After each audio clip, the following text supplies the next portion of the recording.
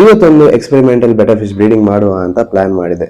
So ಇದರಲ್ಲಿ ನಾನು wild beta ಎಂಬಲಿಸ್ peer ಅನ್ನು ಬ್ರೀಡ್ ಮಾಡ್ತೇನೆ ಅಂಡ್ ಅಬ್ಸಲ್ಯೂಟ್ಲಿ ವೈಲ್ಡ್ ಸೆಟಪ್ ಅಲ್ಲಿ ಮಾಡ್ತೇನೆ. ಸೊ ಇದಕ್ಕೆ ಎಕ್ಸ್ಟ್ರಾವಾಗಿ ಯಾವುದೇ ಆರ್ಟೆಮಿಯಾ ಕೊಡಲ್ಲ, ಜಸ್ಟ್ ಫಾಕ್ಸ್ ಟೈಲ್ ಮತ್ತೆ ಓಲ್ಡ್ ವಾಟರ್.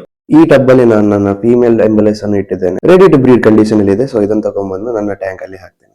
ವೈಲ್ಡ್ ಬೆಟಾಸ್ ಅಲ್ಲಿ ಮೇಲಿಗೆ ಮಾತ್ರ ಜಾಸ್ತಿ ಡಾರ್ಕ್ ಕಲರ್ಸ್ ಇರೋದು, ಫೀಮೇಲಿಗೆ ಅಷ್ಟೇನು ಕಲರ್ ಇರಲ್ಲ. ಇದರ ಹೊಟ್ಟೆಯಲ್ಲಿ ನೀವು ವೈಟ್ ಸ್ಪಾಟ್ ಅನ್ನು ನೋಡಬಹುದು, that means it is ready for breeding.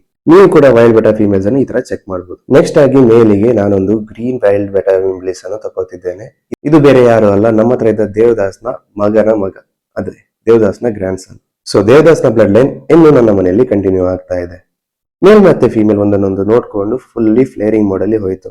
ಸ್ವಲ್ಪ ಸಮಯಕ್ಕೆ ಚೇಂಜ್ ಮಾಡ್ತಾ ಕೂಡ ಇತ್ತು. ಇಲ್ಲಿ ನೀವು ಕ್ಲಿಯರ್ ಆಗಿ ವೈಟ್ ಸ್ಪಾಟ್ ನೋಡಬಹುದು. ನೆಕ್ಸ್ಟ್ ಡೇ ಬೆಳಿಗ್ಗೆ ನೋಡಿದಾಗ ಒಂದು ನೆಸ್ಟ್ ಅನ್ನು ಕಟ್ಟಿ ಅದರ ಅಡಿಯಲ್ಲಿ ಮೇಲ್ ಮತ್ತೆ ಫೀಮೇಲ್ ಈ ತರ ರೋಲ್ ಮಾಡ್ಕೊಂಡು ಇತ್ತು. ಇದೇ ಬ್ರೀಡಿಂಗ್ ಪ್ರಾಸೆಸ್. ಈ ತರ ಮಾಡ್ಕೊಂಡು ಫೀಮೇಲ್ ಎಗ್ಸ್ ಅನ್ನು ಲೇ ಮಾಡ್ತದೆ. ಮೇಲ್ ಆ ಎಗ್ಸ್ ಅನ್ನ ಫರ್ಟಿಲೈಸ್ ಮಾಡಿ ನೆಸ್ಟ್ ಅಲ್ಲಿ ಇಡ್ತದೆ.